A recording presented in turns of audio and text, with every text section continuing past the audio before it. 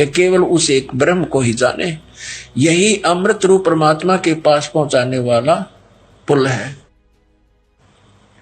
यहां देखो, इस आत्मा का ओम के जप के साथ ध्यान करो, इससे अज्ञान में अंधकार से सर्वथा परे और संसार समुद्र से उस पार जो ब्रह्म है उसको पा जाओगे, तुम्हारा कल्याण हो।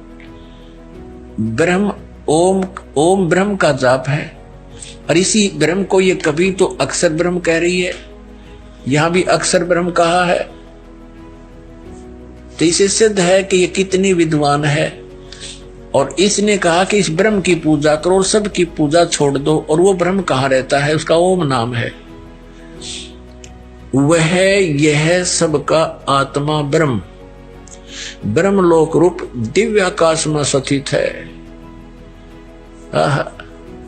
ये ब्रह्मलोक में रहता है। तो ये थे देवी दुर्गा जी के विचार, जिसमें वे अपनी पूजा करने को मना करते हुए ब्रह्म की पूजा करने को कह रही हैं। और इस छोटी सी वीडियो से देवी दुर्गा जी की स्थिति पूरी तरीके से स्पष्ट हो गई कि देवी दुर्गा स्वयं अपनी पूजा करने के लिए साधकों को मना करती है। वह ब्रह्म, जिसे काल ज्योति निरंजन कहते हैं, उनको पूज्य इष्ट देव बताते हुए उनकी पूजा करने को कह रही है। ये वही काल ब्रह्म है जिसने श्री कृष्ण जी के शरीर में प्रवेश कर गीता जी का ज्ञान दिया।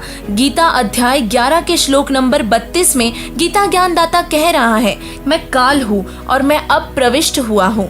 दर्शकों, इसे काल स्वरूपी ब्रह्म भी कहा जाता है। देवी दुर्गा जी देवी पुराण में ब्रह्म को पूज्य बता रही है, और जबकि ब्रह्म गीता जी अध्याय नंबर 7 के श्लोक 18 में अपनी पूजा को भी अनुत्तम बता रहा है, तथा गीता जी अध्याय नंबर 18 के श्लोक नंबर 62 और 66 में गीता ज्ञानदाता ब्रह्म अर्जुन को अपने से अन्य किसी और परमात्मा की शरण में जाने को कह रहा है, जिसकी शरण में जाने से साधक शाश्वत स्थान और परम शांति को प्राप्त होगा।